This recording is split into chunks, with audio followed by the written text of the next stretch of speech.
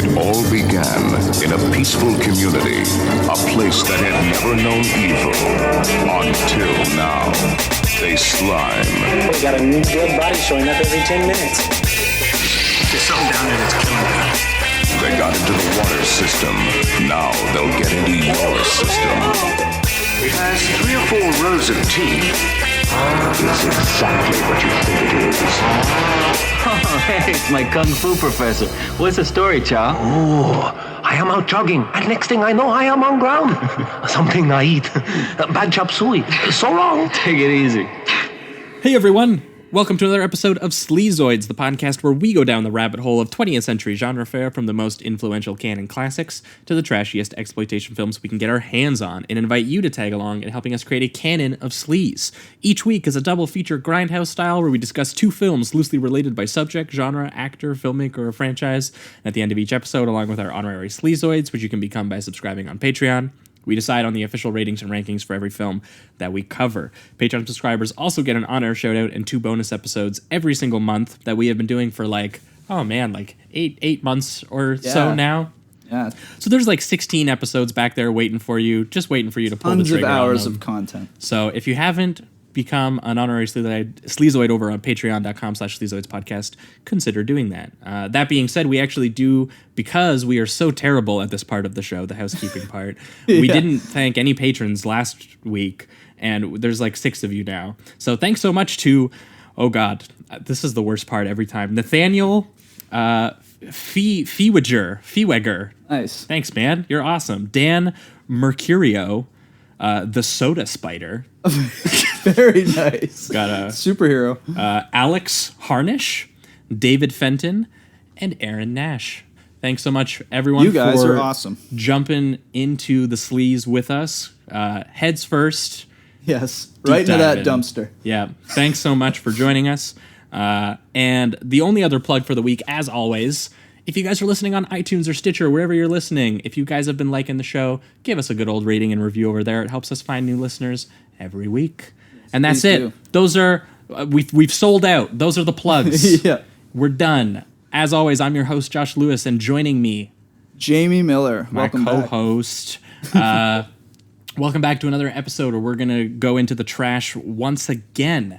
2 weeks ago would have been the last time you guys heard from us free listeners, when we would have been talking not trash at all, prestige films. Right. Actually, we had Everett Rummage, also known on Twitter as @Trillburn. Yeah, big history guy. Noted history buff and host of the Age of Napoleon podcast, where he talks about the history of the Napoleonic Age. Mm-hmm. And we had him on to talk 2 prestige historical epics. Which were amazing. Lawrence of Arabia, directed by David Lean. 4 hours long. Yep. Amazing. Incredible. Blew by. Lots of great sand and spectacle, and a weirdly sad character study at the heart of it. Yeah, I had no idea that I was going to go into a movie with that kind of character. I felt some things. Yeah. And then we paired it with another sort of historical epic that also is about a political revolution and colonial resistance story in the Middle East, similarly to Lawrence of Arabia, but by Gillo Pontecorvo, the Italian filmmaker, doing the Algerian resistance of French colonization in the 1960s? Yep. Early 60s, I believe. Yeah, the movie came out just a few years after people would have been watching that on their TV screens. Crazy. The Battle of Algiers was that film, shot in a kind of black and white docudrama style that resembles the kind of TV footage you would have been watching of kind of riotous events at the time. Very powerful film and a very immersive film in the sort of on-the-ground experience of armed revolution, I guess would be what we would call it. Both excellent films. So if you haven't heard that episode, it was 2 weeks ago. It's for free. It's out there. Go check it out. But 1 week ago would have been the last time patrons would have heard from us, and we would have been talking George A. Romero with a double feature of his 1968 film Night of the Living Dead, that in the sort of patient zero for the zombie film as we know it. Yep. Very gorgeous black and white film that has one of the all-timer endings. Oh, man. Super dark. Just so dark. Gives you nothing. Exactly. And we followed it up with his 1973 feature, The Crazies, which sort of picked up where Night of the Living Dead leaves off with the idea of this very distrustful sense of the military and systemic reaction to emergency situations, and kind of tackles it from a more sprawling point of view. Very nihilistic film about dealing with that kind of situation, and all of the parties. You're left unsure whether people are dying from a crazy infection or if people are just being made crazy by the sort of military response to that situation. Either way, both very good films. George A. Romero, one of the best genre satirists, I guess. I mean, not really a satirist, more of a socially conscious genre filmmaker that only saw genre elements as a way to say something about the world that he sees. Yeah. And for all kinds of hates the government. All kind of unhinged films. So that was what we did 1 week ago for patrons. But this week we brought on another special guest for you guys. We have brought on Eric Peacock. Eric, how are you doing? Doing great. How are you? Good. Thanks for coming. Now, Eric, what films have you brought with you this week, and why have you paired them together? Well, I brought what I consider to be the, fitting in with your theme a few weeks ago, Lawrence of Arabia slasher films, Pieces. It's a right up there. You got. There we go. Pieces. Yeah, it's sand. It's a giant epic. No, I brought Pieces and I brought Slugs. I brought those because they were both directed by my personal favorite trash merchant, J.P. Simon, who, he doesn't have the catalog of some of the other better known sleaze directors. But as far as it goes with him, quality trumps quantity any day of the week, because Pieces is honestly one of my favorite movies of all time, like bar none. Now, when I say favorite, that doesn't mean best. I'm aware that it's not what you would consider to be a great movie, but I can't tell you how many times I've been down in the dumps. I've had a shitty day and I just, you know what, I'm going to throw on Pieces. Yeah. And then Slugs is a minor masterpiece of his. The first time I saw Slugs, it was after seeing Pieces already. And I remember the first time I saw Slugs being slightly disappointed because it wasn't quite loony enough, but I've come to love it more since then. And I think it's funny because if you had never seen Pieces and watched Slugs and realized that there's another movie loonier than that speaks so much to what a great movie Pieces is. But yeah, I brought them because they're incredibly fun exploitation classics as far as I'm concerned. Awesome. Definitely. Well, that's as good as introduction as I can do. So hell yeah. We're just going to jump right into it, I think. We're going to be talking Pieces. Let's do it. Warning. What you will see in the movie Pieces cannot be revealed, cannot be described, cannot even be imagined. And you don't have to go to Texas for a chainsaw massacre. Pieces. It's exactly what you think it is. Pieces. Absolutely no one under 17 will be admitted.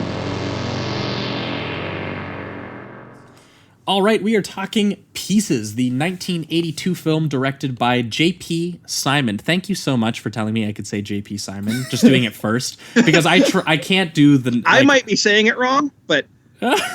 There's a little accent on the O, which just terrifies me. Every time there's an accent on names, I'm so bad.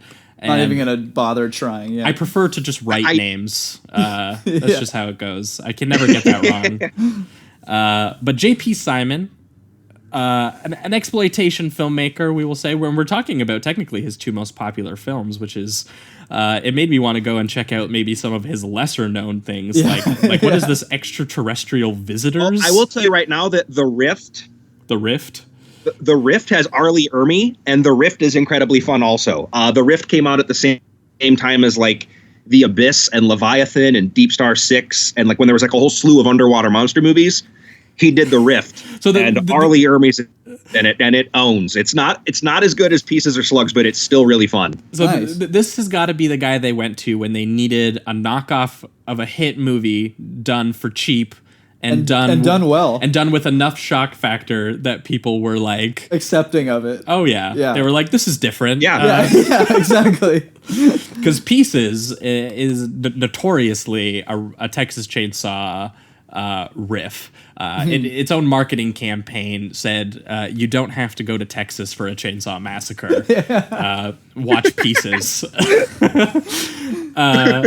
Which is a Boston set film. With I don't think any Boston accents. No, there's no Boston accents, and it wasn't shot in Boston. It was shot in Madrid, in Spain, where the filmmaker was from. Oh, really? Okay. And they could not even afford to get a second unit sent to Boston to film like just those like establishing shots of like a Boston school, and then they show that, and then they cut to an interior, and you're just like, oh, they're in Boston somewhere. He couldn't even afford the shots of the signs of Boston, so they ended up stealing location footage from other films of Boston. Oh, that's amazing. So that should you do what you got to do. That should give you a good introduction to sort of the kind of haphazardly thrown together style of this film, which honestly for me at first baffled me, and then as I sat with the film made it even more truthful and made me appreciate it more. It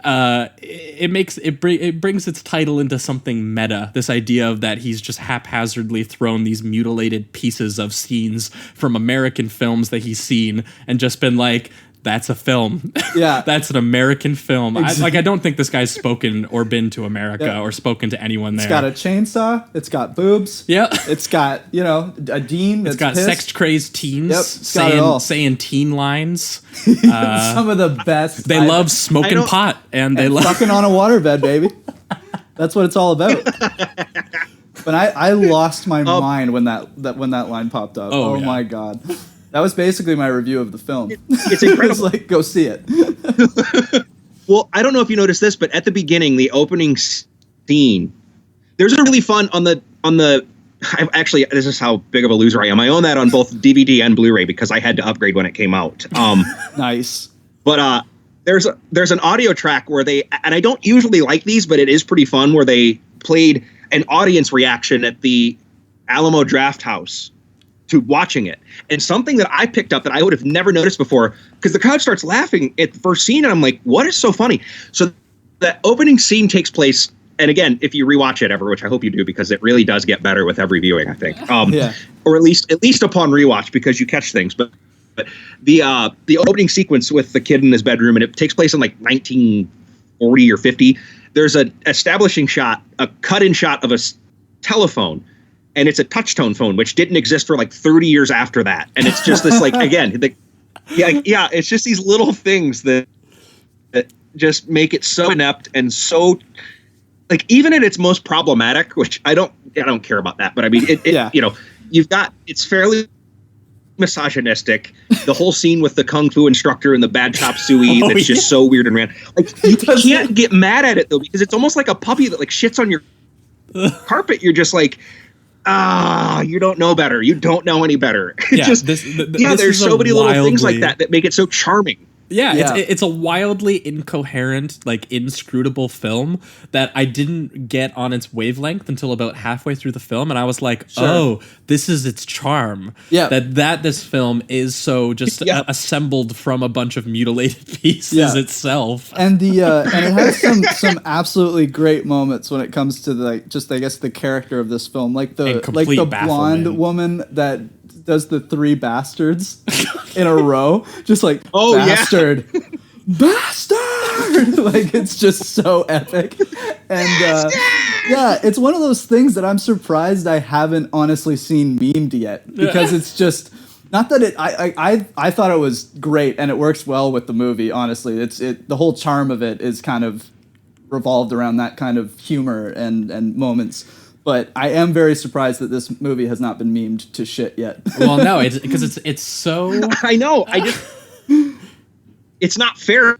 It should be memed. It should be. It's so it needs to be more known. Absolutely. I mean, it's baffling right from like the opening scene where there's a child putting a puzzle piece together of a naked woman, and the mom is furious because she's just like, "Wow, how dare you!" Yeah, you're just like your father. Yeah. Making naked women puzzles. Here, stupid. Yeah. And the thing... Well, it says a lot that, like... Sorry, go ahead. I was going to say that the thing that threw me immediately is that this is overtly dubbed, but they're all speaking, like all the mouths are speaking English. So clearly, I don't know if they just didn't have the money to record on-set audio and just decided to dub the entire film after shooting it all. Right. But it leads to like a weird distance between what you're watching and what you're hearing. Yeah. Which is only exacerbated by the really bizarre dialogue. Yeah. Which makes sense because on a plot level, you're listening to it and you're like, yeah, I understand what you're saying, but like the tone is off, or like like there's a weird choice of word that just a human wouldn't actually say. Absolutely. And it totally adds to the charm of the movie. Well, the first time. Go ahead. The first time. Sorry. The first time I saw Pieces, this is how like much the charm and like oddness breaks through. So I watched it. I didn't know any better, I knew it was like, actually the first time I saw it was the old days of Netflix when you could get discs, and it was like an amazing thing because there were all these like bottom barrel horror movies that I wanted to see that I never got to see because like a really awesome college video store had them on VHS, but my VCR was broken. So like I could get these without like spending $20 on Amazon, knowing whether or not I was going to get something terrible. And I watched it, and for whatever reason, I was like, I'm going to watch the Italian language version because I'm sophisticated. Yeah. And it was not nearly as good because the weird music is like it's a more serious tone. But even with a more serious tone, I realized how bonkers it was when the scene when the girl gets cut up in the pool and Bluto from the Popeye movie, that's like the red herring, the ultimate red herring bad guy, the groundskeeper. Yeah. And they bring in the science teacher and they're like it's so funny because the cops are like, look, we're not scientists here. We need your opinion. Did that chainsaw cut up that girl over there? And he walks over and he's like, this chainsaw cut up that girl. And I remember laughing like, of course it did. There's a girl cut into like 10 pieces a blood-covered chainsaw, and the cops need to defer to the scientist to know whether or not that was the culprit. So like, yeah, there's so many little charming things that creak through that even in its like Italian language form, I was like, this movie is way off and I need to watch it with an English dub. Oh, yeah. Well, and especially because right after that, he goes and he touches the chainsaw that is very clearly covered in blood. And they're just like, dude, that's evidence. Like, what are you doing? Meanwhile, the groundskeeper is in the background, like perpetually squinting, being like, I'm up to something. Even though you're cleaning a chainsaw at the time, too. He's like cleaning it and just smiling at them like a weird creepo. It's the most bizarrely constructed murder mystery that has no investment in the actual murder mystery at all. It seems more interested in just how all of these people are weirdly creepy and don't talk like people at all. The creepy teacher with the mustache who's talking about like pectorals and like, oh my god. Did you guys bother to try to guess who the killer was at the beginning? Because I always do if it's possible in a film, and I thought it was going to be the professor, but and it's pretty easy in that one, I think. Yeah. Like, it's the dean. Well, see, I thought it was the professor until maybe the latter half, because the professor was just acting really odd every time that he popped up. He was kind of ignoring people, and then he did the thing where he touches the evidence in the the field. He literally, I thought that was kind of his way of getting his fingerprints on it without actually killing anybody. But then I was wrong. But I felt also stupid. They red herring him also, though, with one of my favorite lines in the movie is when he's waiting in the office to go talk to the dean. And it cuts to the dean, and the dean is talking about him, and all you catch of the dean's conversation is, yes, he's unmarried and lives with his mother. And that's like the only thing you hear about this guy before he goes in. And it's like, automatically, I'm like, okay, they're setting this guy up to be a weirdo, so there's no way it's him. They're trying to make you think it's this guy. Oh, yeah. For sure. Right. And also the dean just has a British accent in Boston, and he's the only one who has it. So I was it's that motherfucker. I was kind of like, what? And then also, speaking of bizarre lines, I need to ask, because the girls are talking about the teacher, and they're being like, damn, he's so hot, and he's the creepiest looking dude with like this bizarre mustache, and they call him a sugar plum, and then the other girl looks over to the girl and is like, you know what they say about sugar? And I was sitting there going, no. What do they say? What did they say about Finish sugar? the joke. What is it that like this is clearly an American saying? It's sweet? I don't know. Maybe that's the... Yeah, it'll rot your teeth. I don't know what they're trying to say. There's a couple things they say about sugar, I guess, you know? Yeah, and then they want the girl goes up to one of the students and is just like, I want to get laid. I want to fuck in the pool, which I was just like, that's a normal thing that happens at the schools where the girl's just like, I'm going to go get naked and do a dance in the pool. Meet me there. And I was like, okay, nothing bad's going to happen there. Just normal normal things. Well, and we're touching on my favorite aspect of Pieces, because you take any slasher film from the 80s, and I love them. I own some of the dregs, Evil Laugh and Satan's Blade, and I own those movies because I'm a weirdo who loves that stuff. But like the thing with a lot of 80s slashers is it's basically like stock characters, and you kind of just wait for every kill to happen, and maybe there's some like scenery that's cool, and sometimes they don't even try that. It's like literally like, here comes one kill. Okay, now I got to watch some dumb characters doing dumb things. Yeah. This movie is actually more fun between the kills because everything is so weird. Yep. Well, yeah, and because it's so overtly constructed to be exactly that it's truthful. This is a movie constructed to be nothing but what it wants to be, a series of kills connected by a story, but by with people, just loose, weird jokes that are totally not made by people from because our they were side of the pond. Yeah, it feels like two people sat there and just haphazardly were like, okay, well, we need the girl to get to the pool, so how do we get her there? And then how she likes to fucking and now pools. and then they got themselves to the pool, and they were like, okay, well, now he needs to kill with the chainsaw, right? So this is about chainsaw kills. So like the pools aren't the most practical place to kill someone with a chainsaw. So let's have him pull her by her head with a net out of the pool, then grab the chainsaw and chop her up and outside he just of has the pool. Hanging out on the side. He's like, he could have easily just drowned her, but it was like that. It was like the director was like, but this is about chainsaw kills. Yeah. So we can't just have her be drowned. We they gotta were like, include look, the chainsaw. we already wrote this great dramatic arc where we put her in the pool, so we can't just like not have her go in the pool now. So like again, this movie is just so overtly haphazardly thrown together in that way that it's so charming, and it actually resembles the killer's himself, who is chopping things into pieces and mutilating them and trying to kind of form something together in whatever way out of it. Yeah. Exactly, like he's just kind of improvising. At one point he even just straight up abandons the chainsaw thing for no reason. There's a girl who's like walking into, I don't even remember where she's walking into, but she opens up the closet, and you're thinking you're gonna get that traditional closet scare where he's like waiting in there for her, and he is, but he's kind of like in the back corner where you can't see him. And it's just a close-up jump scare shot of the chainsaw sitting there, and that's it. And then we watch him leave the closet, not take the chainsaw with him, and kill her with a knife, despite the fact that we watched him try so hard to kill the other girl with the chainsaw. So I was like, what? You went out of your way to not use the chainsaw. And that was he the water sneaks at the elevator behind his back in that one shot. Yeah. No, it's the girl that's on the there's the girl on the elevator, and she's like trying to close the door, and you don't. And he walks in, and he's holding it. He's got this giant chainsaw behind his back, that's going to hide it.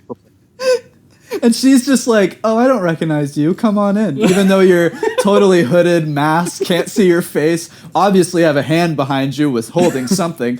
But you're a trustworthy character. Well, it was the same thing with the girl in the pool, because she actually spots him walking towards her like super early on, and it's just like, "Oh, hey, Kendall," or "Kendall, what's up?" And then doesn't wait for a response and just like keeps swimming, not noticing that he's getting closer, like with a chainsaw. And I was like, "Wait, what?"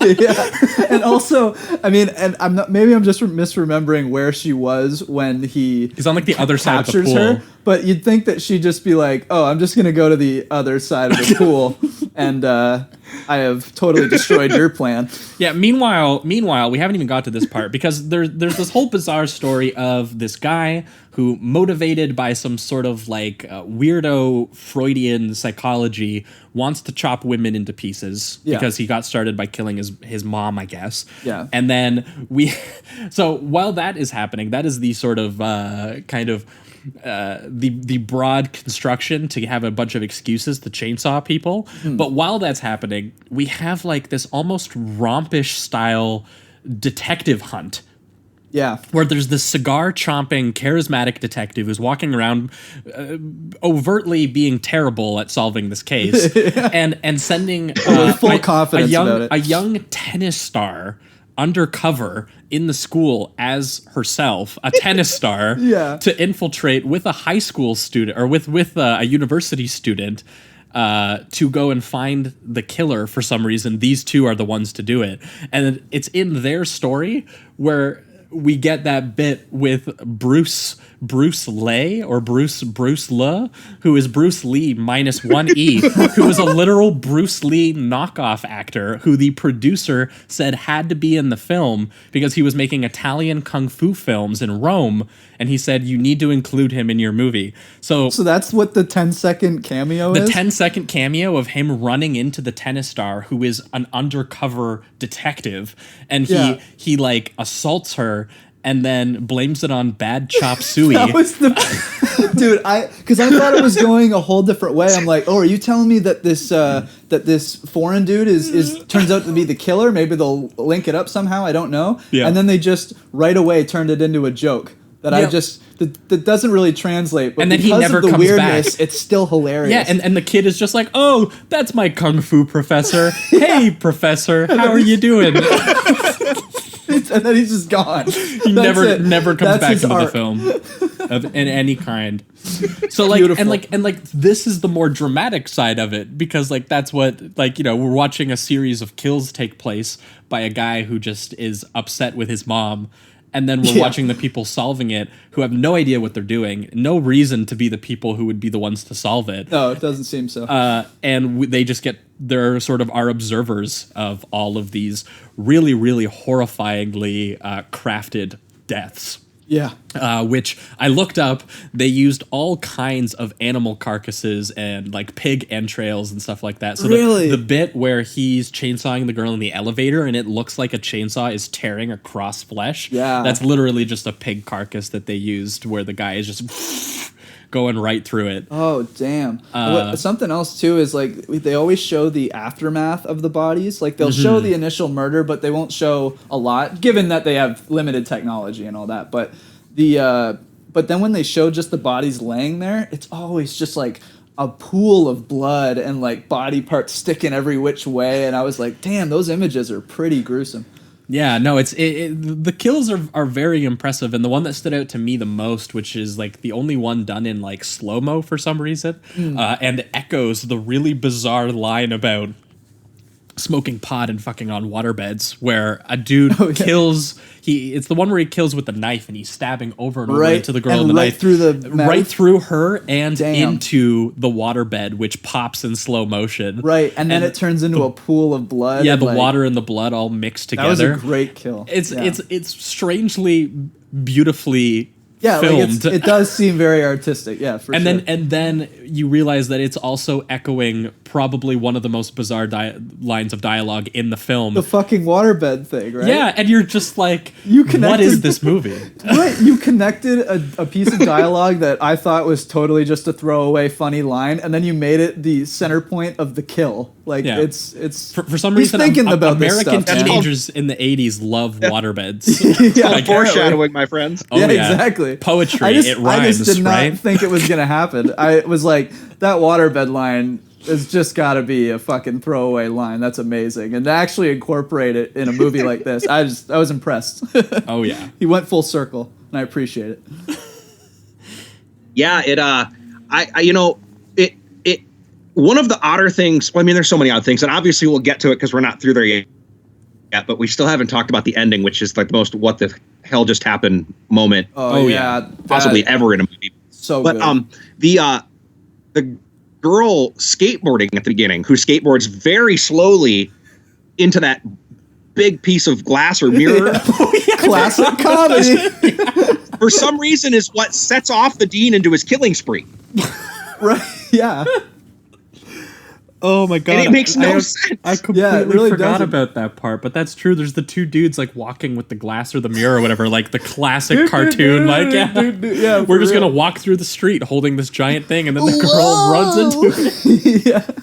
Like that's what's funny too is And usually she that skates bit. into it at like a Yeah, but it's like usually that bit is played for comedy, and then this one it just like It's flips on it. completely It's just matter of like, fact, yeah, we're yeah. gonna make this girl die. Like, this is an important plot element. Yeah. And yeah, we should get to the ending, because after a series of kind of like brutal kills of this guy going around killing a bunch of teens on the university and the really, really poor investigation into why it's happening, to the point where it's only actually revealed because they get caught by the dean in his trap. Which you think he'd be caught earlier because this dude's killing people broad daylight in the middle of fields. Yeah. Like the second kill is a girl studying on a hillside, broad daylight, sunny as hell, looks like a lovely day. Yeah. And then it's just a giant dude with a chainsaw, which isn't a subtle weapon by any means. No, it's like Driller Killer, right? Where we were talking about how this guy goes around and he even does that bit where he tries to silently stealth kill someone. Yeah, but like, you have a drill, bro. Yeah, he stealth kills someone with the power drill. Yeah. And I was like, dude, whoever's in the house obviously heard that. Yeah, look. Just, shh. Yeah. Like, it makes no sense. It's beautiful. But it all leads to the super bizarre ending where the dean is revealed to be the killer, and he drugs the tennis star, and as he's about to kill her, he gets shot at, and then they reveal Right in the that head. he had this weird sort of like Freudian relationship with his mom's corpse that he had hanging in his closet. Yeah, but wasn't that also wasn't parts of them from each victim that he? Yeah, took? he was like assembling. Yes. He was Right. reassembling his mom. Right, and I gotta say that was actually I found that kind of to be scary. Like when the kid opens up the closet and it falls out in slow motion, I was legitimately like, that's pretty gross. Well, yeah, and it ties Pretty into creepy. the consistently recurring image of him putting the puzzle back together right. covered in blood, the one Of that the he used naked as a kid, woman, of the too. naked woman. Yeah. Yeah. Again, So- there is something there of a naked woman being reassembled and bloody Yeah. that seems to have become literal by the finale. Right. But it. Sorry. Mike, the cat just failed miserably. the cat just tried to make a jump that she could not make. Are you embarrassed a It little was right now? really bizarre. Anyway, I heard the thud. I was Yeah. afraid someone fell. yeah, We're cat all did. good over here. Oh man.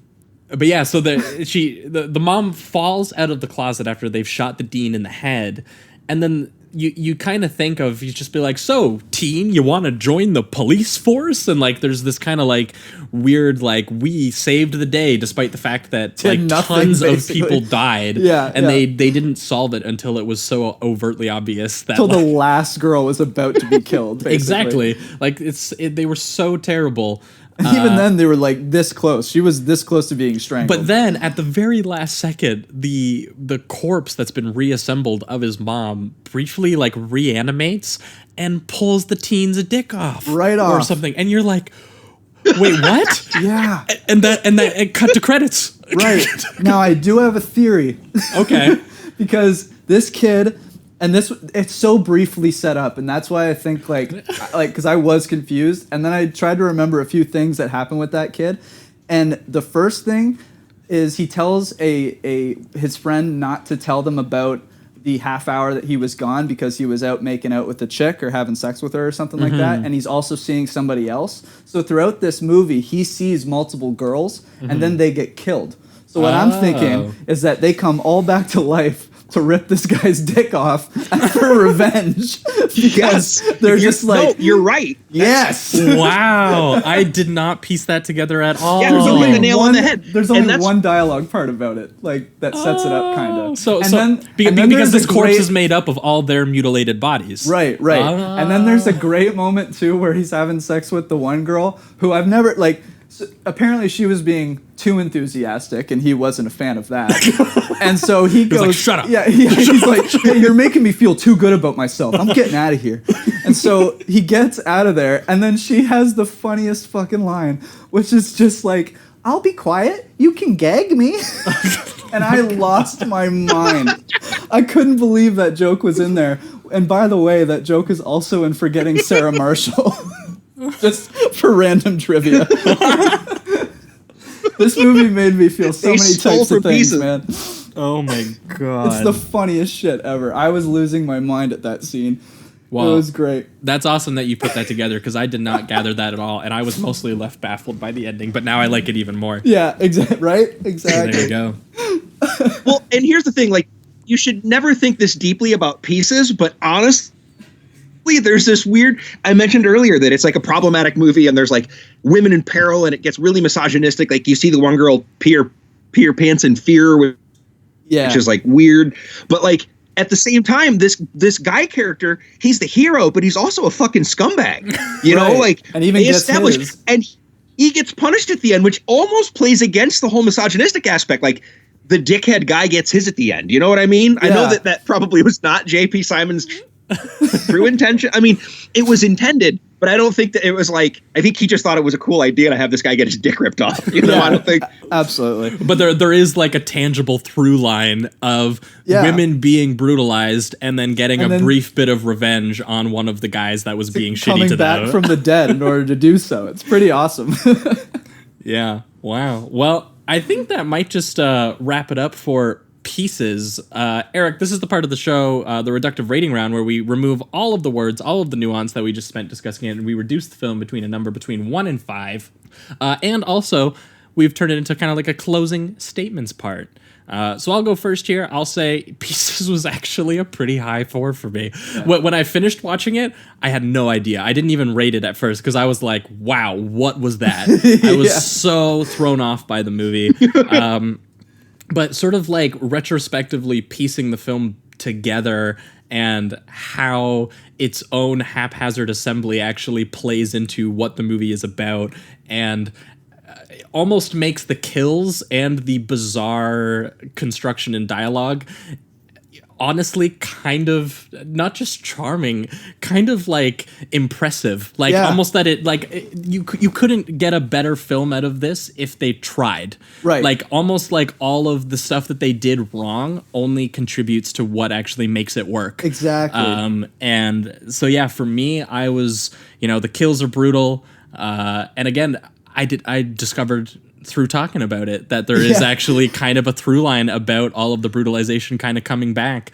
And yeah, again, J.P. Simon, even if this was just an excuse for some of the kills are very, very impressive to watch. Yeah, especially for such an obviously low budget cheaply movie. Made film, yeah. So you said 4? 4 for me. Beautiful. Mine also is going to be a 4. It's high up there too. Yeah. I was just surprised. Yeah, this movie, like, because halfway through the movie I was like, oh man, is this gonna be a 3 for me? That's where I was at the time. Just because it was like you weren't sure where it was going. Yeah, just because I couldn't I wasn't on its wavelength, which is why I feel like I think that Eric's right that on a rewatch I'm going to be on its wavelength, kind of like with Raw Deal, where we were so perplexed and baffled by that film while we were watching it, and then when we rewatched it, we were like, oh my god, this is amazing. Like if we talked about Raw Deal again right now, I'd give it like a 4. Yeah, I would too. I think just for the record, we can both say it. Yeah. But I'm also going to give Pieces a 4.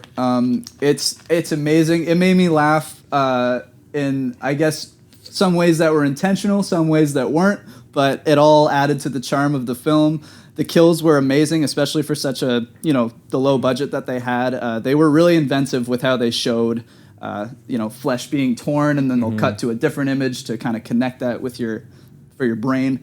And it was great. And and it More just has American some of the, films made by Spanish dudes who have no idea what Americans are like, please. Yes, please, because the dialogue is just some of the best Amazing. teenage dialogue I've ever heard. It's like it tops any kind of like sex comedy thing, like American Pie or anything Again, like that. and if anybody knows, what do they say about sugar? Yeah, yeah. If anybody, What is the I'd saying? love to know what the hell that woman was talking about. But yeah, four out of 5 for me. And for you, Eric? I think you know it's going to be a 5 out of 5 for me. But I also, hey, you have no idea how happy I am that hearing you guys call it a 4, because it really is. It's fun. It's a fun movie it's everything that I want when I watch an exploitation film, where it's a bunch of gore surrounded by insanity, and it's not even a manufactured insanity. You know, like, I mean, there are parts, like you said, there's parts that are intentionally funny, but there are plenty that aren't. But I would never go so far as to call this does not in any way fit into like so bad it's good category. No. I agree with you there. Love Pieces. I love Pieces. Mm-hmm. It's charming, despite all of its, like I said, some of the little problematic issues that come with. But I mean, I you know, if you watch exploitation films, I think you've just kind of got to accept that comes with the territory. Anyways. Comes with the trash. Yeah, that's a disclaimer on every episode of this show. Yeah. Yeah, we're just like, guys, we can only do so much. These filmmakers went for it. Yeah. But yeah, it's just, you know, my parting words are, if you're listening to this and you've never seen it, just watch it and leave any expectations at the door, because you can't, despite its tagline of it's exactly what you think it is. It isn't. It won't be. Yeah, definitely. You just kind of, No. It's true. You just kind of got to put it on and just let it flow over you. You know, just accept it for what it is and have a good time. Because there are moments like, I could see give people yourself over saying to- it's so bad it's good, but I don't think that at all. There's been a few movies that we've talked about that seem to have that reputation, and I just don't really agree. Like, there's enough intentional filmmaking here that they knew what they were doing. Right, and even the stuff that's unintentional still does feel like it contributes to a larger construction that reflects the actual movie itself and the sort of the tone of the kills, and the the way that this is, again, feels like a movie. It feels like an American slasher that he kind of just like mutilated and cut out pieces of all kinds of American films he's seen and just thrown them together, stitched them together like the mom corpse that the Dean has himself stitched together. And in its own way, in the same way, there's a weird reanimating feeling that comes out of that, because you do recognize this stuff and you've seen some of this stuff before, but it's just so off kilter enough that it's thrilling when you're watching it. And it's going to become my new go-to to, like, I think, like, actually maybe start introducing exploitation movies to people. I'm going to buy this on Blu-ray. That's awesome. I'm going to invite people over, and I'm going to be like, look, this is entertaining and good. So I would like to watch that Blu-ray, because I had to watch this online, I'm pretty sure. And just find a free thing. I don't even think I could find a download for these movies. Okay. So it was just like, I mean, it was still great, but the quality was a little lesser than I would have enjoyed. I found a high quality, a decent quality one anyway. One that was mine wasn't terrible. It was just, I would love to watch that Blu-ray for sure. Oh yeah. Well, I'm gonna go look for it online and definitely pick that up. But that's gonna wrap it up for Pieces. And we're going to be right back, and we're going to be talking about J.P. Simon's follow-up film, 1988, Slugs. Slugs. Don't turn on the tap. Don't go in the basement. No, get out of it! Steer clear of the sewers. And whatever you do, don't make out while your parents aren't home.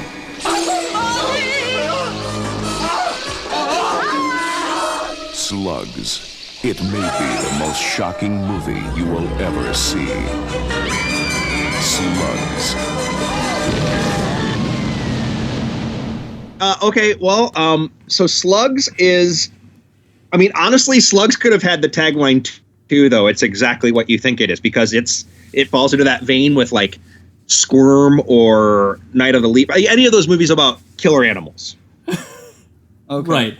But done by J.P. Simon. So it's got a bunch of oddball, you know, the fact that the slugs kill people and one of the deaths is an old couple who dies in a greenhouse, Final Destination style, says everything about that movie. You know, I love that part too, because the old guy's like, he's biting my hand, and he just freaks out and blows up his whole garage. But like, yeah, there's, you know, there's, it's got what I expect out of those movies as well. It's got, again, just like Pieces, some incredible gore scenes, some incredible deaths, weird obsession with eyeballs, but lots of good deaths, and you know, your square-jawed hero and the fight to save the day from killer animals. But again, it's got that J.P. Simon weirdness, like characters that don't make a whole lot of sense. Not on the same level as Pieces, and I think that's because he was dealing with an adult cast, so maybe he could relate slightly better with writing dialogue. You know, you don't have even then, there's still smoking a pot lot and of the fucking time, on a waterbed lines. There's still like a kind of bizarre tone to the thing where like even the hero guy, who his job makes a lot of sense. He's like the environmental guy. So he's the guy who's investigating this sort of weird phenomenon where some sort of like radiation or some sort of poison has mutated these slugs to not just eat, you know, vegetation, to want to eat flesh and humans and grow to sizes where they can actually do damage to people. So it makes sense that that's the character who's the lead, but he's weirdly calm about the whole thing. Yeah. Even after seeing people be like completely destroyed by these things. Yeah, just eaten from like the inside. And weirdly just horny all the time. It seems like that's a recurring theme with J.P. Simon. It seems like that he has sex and death. Yeah, exactly. Sex and death. It seems like every single time. And it's weird too that two characters, I found it more so in this film, but it seems like every female character does kind of really play second to whoever the man that they're with. Like, and I don't mean that in the sense of the casting. I mean that more so the characters themselves. Like, it seems like the business guy that gets eaten at the dinner table. Yeah. He every single piece of dialogue and back and forth with them is her going like, "Can I make you dinner? You have such a tough job," like all this kind of stuff. Let's fuck.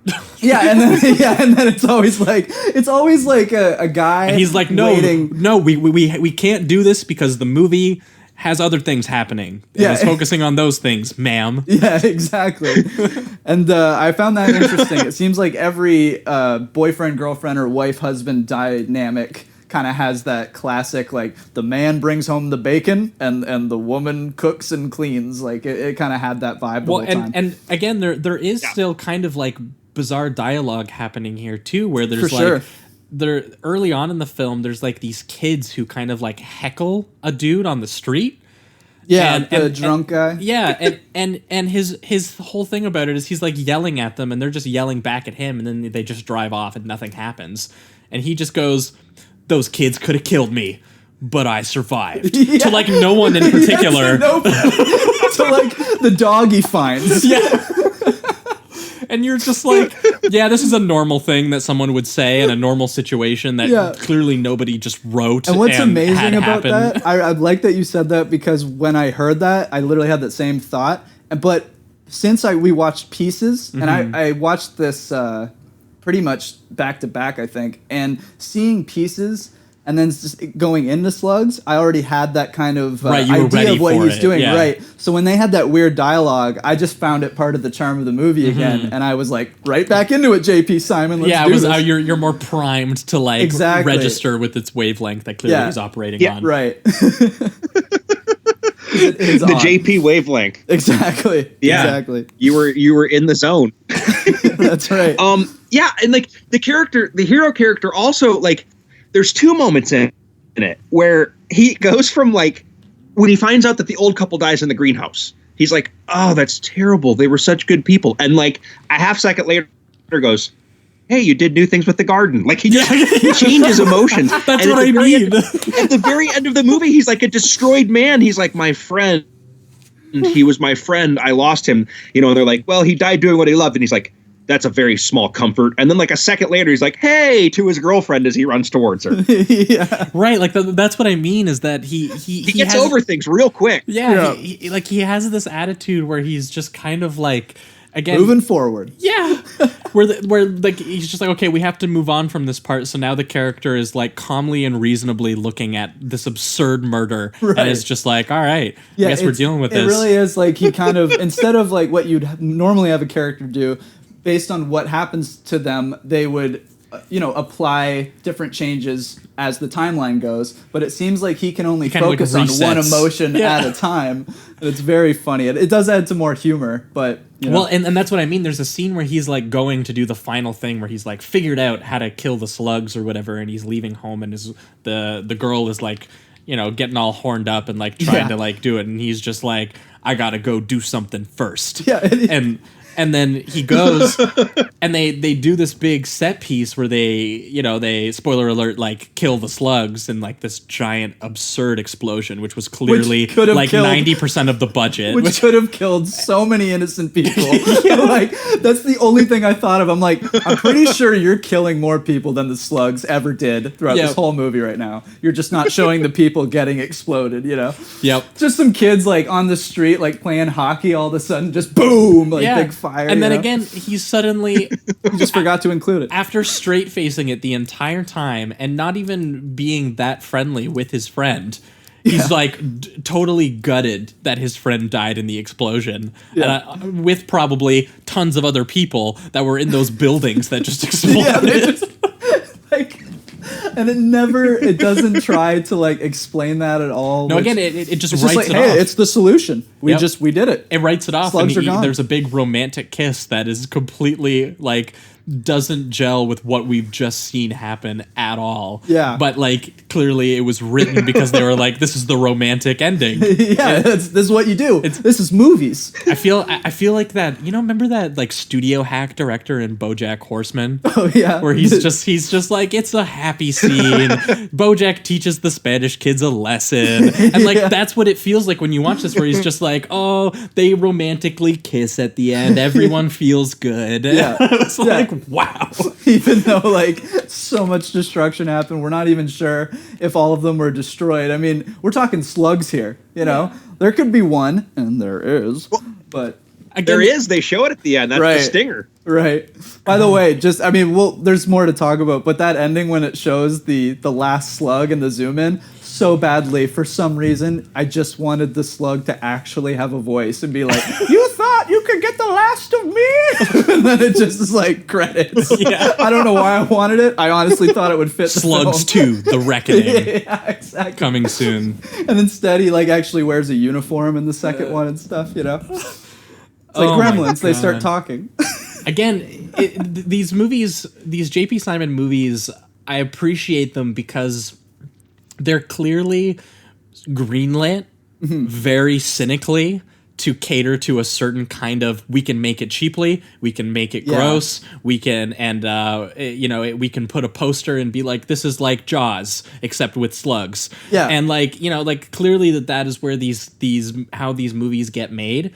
And J.P. Simon almost truthfully reflects that mindset with his filmmaking by just as haphazardly constructing the films in a way that it feels almost like a cynical ploy. And I realize that sounds bad, but it actually is the charm of the films, is how they're made this way. And I think Pieces works better because that is more in conversation with what that film is actually about, whereas with Slugs, it's a little bit more, it's a little bit more seemingly unintentionally kind of bizarre. Yeah. I'm thinking a little specifically, more so than Pieces, There's a couple intentional jokes. Yes. I love the bit where where the guy is saying something along the lines of, he's doing like an autopsy with the body. I don't even remember what he says about the body, but he's just like, the sheriff's like, don't say that unless you're sure. And he's like, I'm sure, sheriff. He's like, don't say you're sure unless you're sure. He's like, I'm sure, sheriff. That's my favorite character. Which one? Movie That is one? The fat sheriff. Oh, I'm sorry, I'm using a bleeding skull term. They always call the inept sheriff the fat sheriff, but that's probably the best character in the movie because he's such a stereotype shithead cop. Oh yeah, just doesn't believe anything that's going on. He's like, this is my investigation. You don't know anything. There's no slugs. What are you talking about? You're crazy. Yeah. Yeah, they're also the best, hands down the best line in the movie that comes out of nowhere and is never addressed ever again. You don't have the authority to declare happy birthday. I'm saying that to the next person that says happy birthday to me. Just for fun. Or anyone who just questions your authority and just be like, actually, I have the authority to declare happy birthday, sir. Another one that's great. Now, this one isn't quite... This is where it, like, kind of differs between his intentional comedy and his unintentional comedy. Yeah. But my favorite line, and I don't think it was intentionally funny, but I lost my fucking mind, is when the guy, he's like, he goes up to his wife because he's about to sacrifice himself, or not sacrifice himself necessarily, but do the job that might need to sacrifice. He's going into the himself. abyss. Is this also the part where, you know, they're both like super horny talking about like man-eating slugs and like he's got to go do his job? I think so, because this is when he goes, he's like, I gotta go. But when I do get back, how about we get naked and get crazy? And and it's played completely seriously though. Like he's saying this to his wife, like she's like, "Oh yeah, I'm totally down for that. You go get those slugs, big boy." You know, like that whole thing.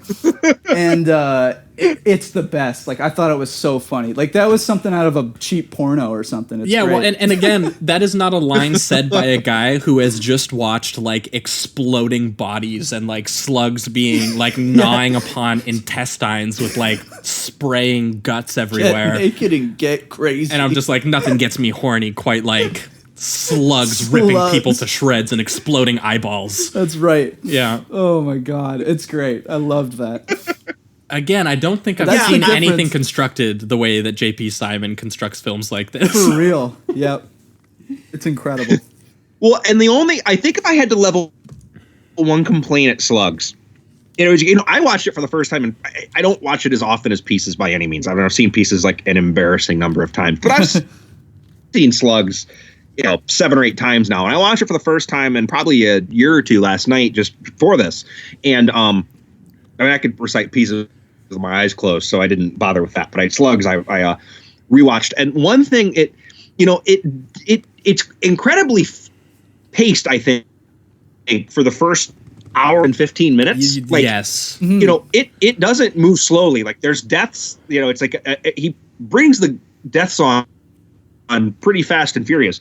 But the climax between the explosion and like 15 minutes when he has that conversation with his wife, it's a little boring when they're just kind of running around the sewers.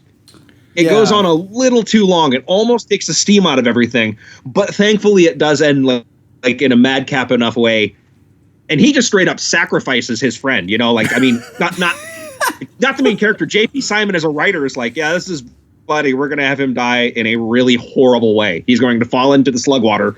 And that actually, that scene is pretty cool. The way it's shot with him, like dropping underwater and like climbing to the top and then falling back under, the underwater shots of him sinking to the bottom with the blood rising to the top. Like, I was, JP did a pretty good job with that bit, but it's just like great. I said, there's just too much them kind of wandering the sewers at the end that just kind of bogs it down a little bit. No, it's a small complaint, but that would be my only real complaint. I definitely agree, because if we're going to compare this, especially with Pieces, as the structure of the show clearly is, the main thing for me is that front to back Pieces is a complete joy, because either you have the bizarre kills, you have the weird Freudian mystery of why the kills are happening, and then the plotting element is just as bizarre. This bit of the undercover tennis player and these terrible detectives and a really annoying, creepy teenager who's tagging along for some reason. And the way that those two stories eventually interact actually is compelling.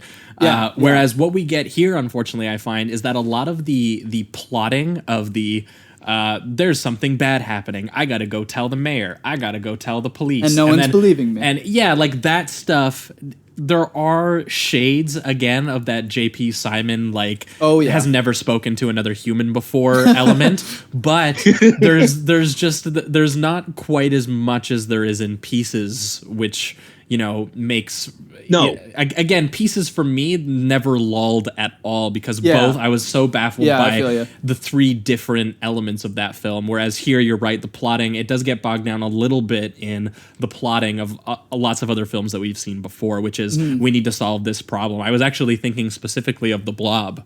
Yeah, We Slugs just did we seem just more covered the remake of The conventional Blob. than Pieces. Yeah, And I was just like, the more intentionally satirical element of the plotting in that got me through more than, the little bits here where he's just like, the characters are kind of slowly solving the thing we already know. Yeah. And then trying to convince everyone that it's happening and no one's listening to them, which, done through JP Simon's bizarre tone, actually makes this kind of like weirdly like almost anti-human yeah. kind of vibe where you're kind of like, this is just a movie that should have ended with everybody dying. Well, yeah, you know what?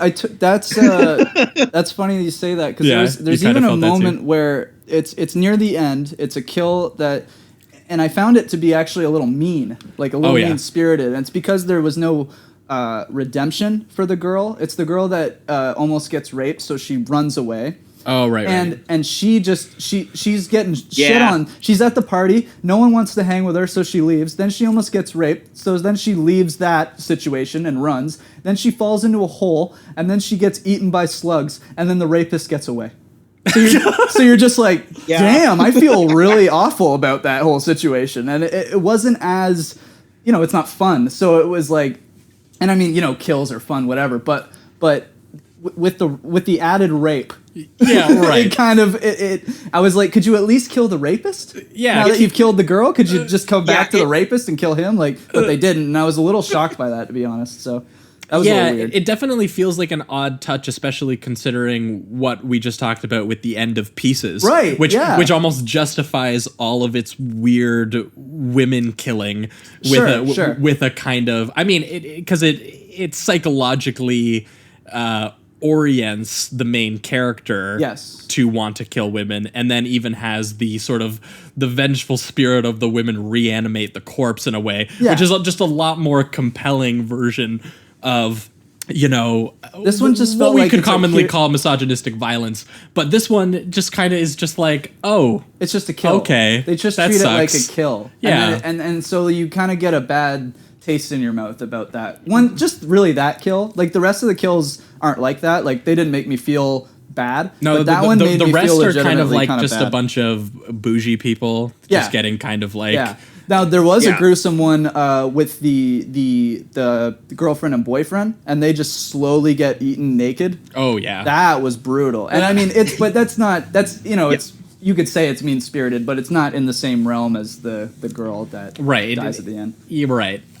It's gruesome though. It's also funny because the boyfriend is like your stereotype like 80s bad boy. Yeah. Like he drives like a muscle car and he looks like a young Sammy Hagar. Like it's a pretty funny when he and the fact that they make him act like he tries for a second to help her and then he's like, oh fuck this, I'm out of here. He tries to go out the window. So he kind of gets his, like he gets what he deserves. Yeah, for sure. So and those scenes, they really work. Really, it's just that one kill that I got kind of a bad taste. It didn't come full circle like the other ones in Pieces and all that kind of thing. So right, I do love the one where because the movie kind of like opens with kind of like the more upper class folks kind of like eating at a fancy restaurant and having really strange conversations with other people there and being like, all right, we're leaving. We got to do things. And I was like, I thought they were establishing that they were kind of made uncomfortable by the conversation that was happening,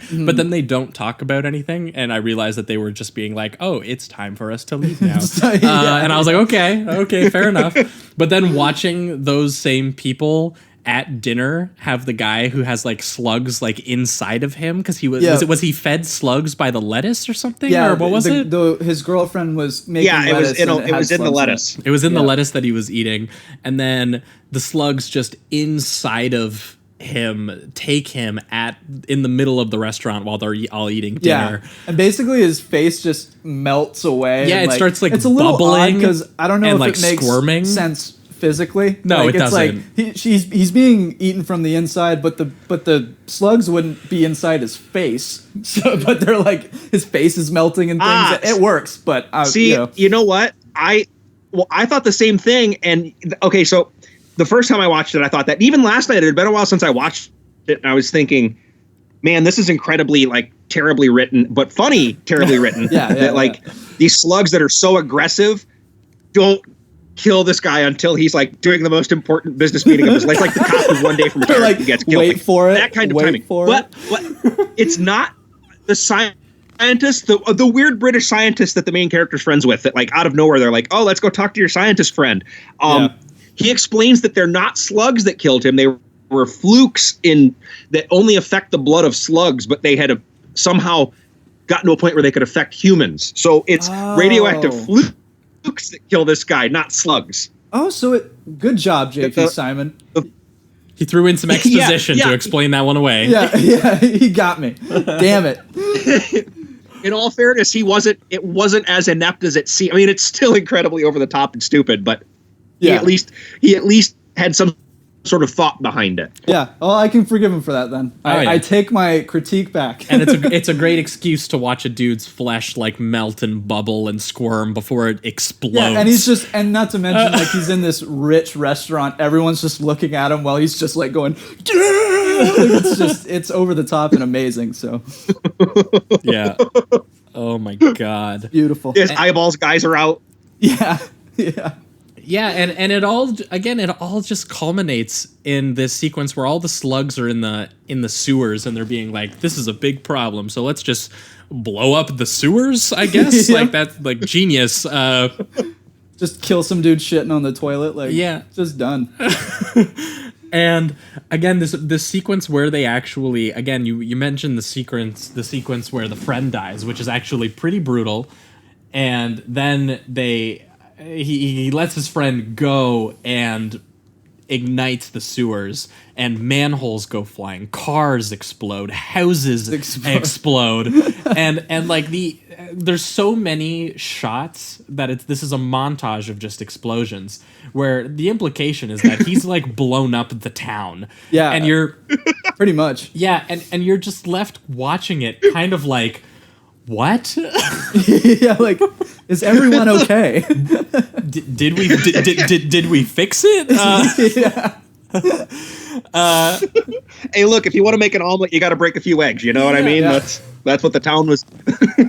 Yeah, and again, the whole bit where he just is kind of like, that was so terrible, let's fuck. Again, that's the general reaction that he has for the whole movie, over and over and over again. That guy learns no lessons. Yeah. That's JP Simon's view on life is either you're taking care of a problem or you're fucking. Yeah. Or you're exploding. Yeah. One of the three. Yeah. One of the three. Whether by natural causes or man-made causes, you're exploding. Yeah. There's no normal heart attack death in a JP Simon world. No, exactly. What a bizarre movie. Incredible. Oh my God. All right. Well, does anyone got anything left to say about Slugs? I'm good for the rating round. Yeah. Yeah, I think we covered it. All right. Well, we'll enter the reductive rating round on this one. For me, Slugs is going to get, I think we're going to go with the 3 on this one. Nice. Mostly because just even watching it just after Pieces, you're right, I was more prepared to engage with what Slugs was. But that being said, it did not thrill me as much as Pieces did, both intentionally and unintentionally. I think rewatching Pieces, I'm gonna love that movie even more. Yeah. And I don't see myself actually revisiting Slugs all that much. Maybe just because we've talked a lot about sort of like monster body horror stuff. Yeah. And that, to me, this was kind of in the realm of like street trash. Sure. Yeah. But even street trash had a couple more bizarre things going on in it. Yeah. Like the bit where they rip off the hobo's dick and start playing Monkey in the Middle with it. Yeah. Like, again, I couldn't believe I was watching what I was watching. Yeah, if Slugs had a couple more things like that pushed it into like the uncanny realm that Pieces ends up in. Yeah. And had a little bit less of the kind of the typical plotting that needs to exist for this movie to exist and market itself as the movie that it is, which is we got some natural problems and we gotta solve them like people would. Yeah. So yeah, that was kind of my only complaint with it. But again, it does exist in that J.P. Simon universe of what the hell am I watching? It still has that charm, both in terms of dialogue and in terms of a lot of the kills that are happening. And I can't say that this is a bad film by any means, because I had fun with it. But yeah, I'm gonna go with the 3 on it. Sweet. I'm also gonna give it the 3. It's a pretty high 3. I still had a lot of fun with this movie. I mean, I just I've learned to now love J.P. Simon's approach on just dialogue and accept it for what it is, and it's accept his charm basically.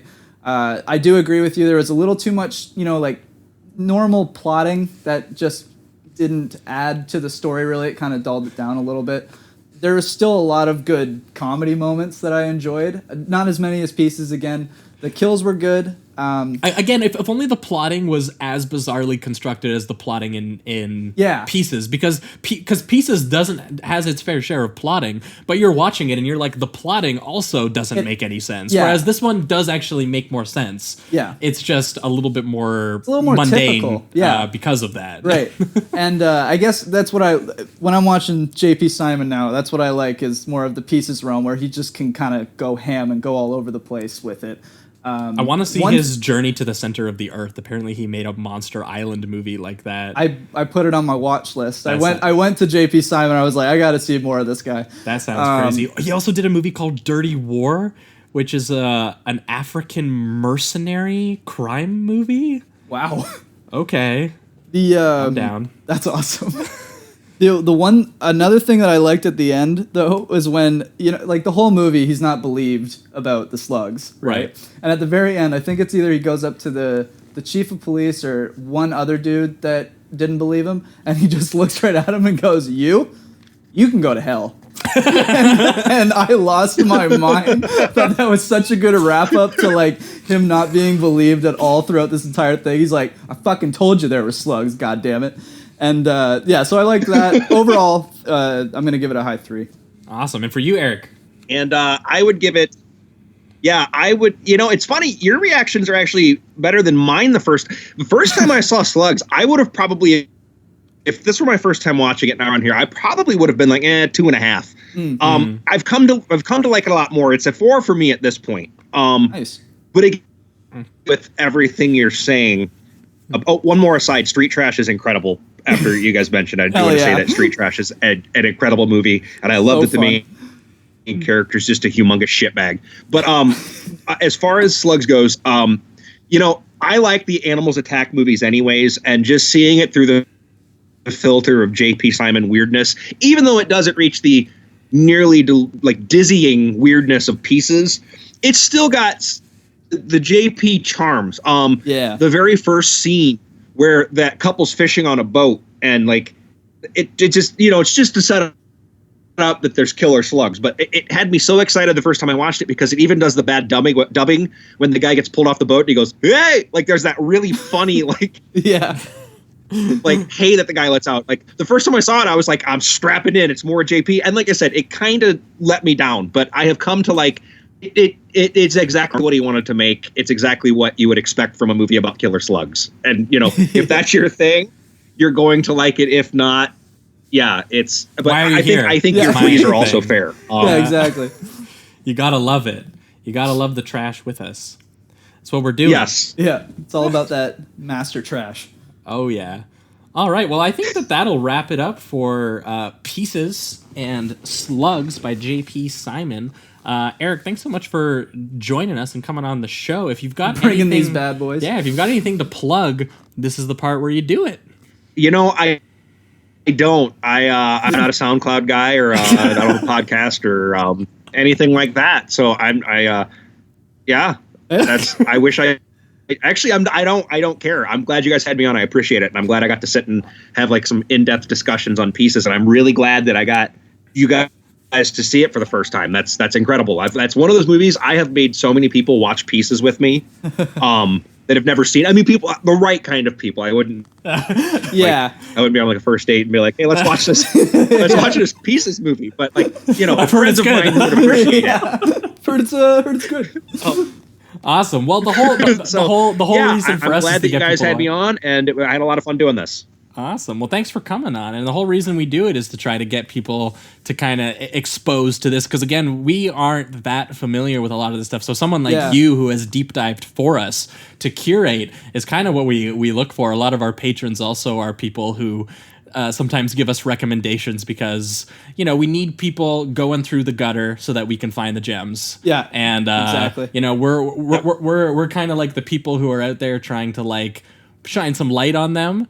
But, you know, we need the real troops who are in there spending $10 buying a VHS of something that's never been seen before. Exactly. Which I don't do, but you are do. the real so like champion here, that's Eric. real important shit. Like you're braver than the troops is what I'm saying. Yeah, exactly. So thanks for coming on, and thanks for listening, everyone. What are we doing next week? We are patrons. You guys have an exclusive episode for you guys coming up in 1 week's time, where we are going to be talking Mario Bava. We haven't talked too much Giallo yet on this show, so we are going to be diving into one of its foremost stylists, Mario Bava, Italian filmmaker, and we're going to be talking Black Sunday, 1960, his kind of gothic horror. Sort of like like Universal Monsters satanic thing going on there. Really cool. It did give me like Dracula, film. Frankenstein vibes a little bit. So. Exactly, and then we're going to be pairing it with his Mario Bava's follow-up in 1971, A Bay of Blood. Which is the start of slasher. Sort of like the beginnings of what we would now associate with these slasher films of a bunch of sex-crazed teens going to a lake house or a bay house to get brutally murdered one by one. Yep. And all they wanted to do bright red was it. Blood and all kinds of naturalistic forest lighting and things like that. Two insanely different visually oriented films by the same filmmaker. Bava is interesting because his career is actually sort of just a raw documentation of how much horror changed between 1960 and 1977, I think was his last film. Okay.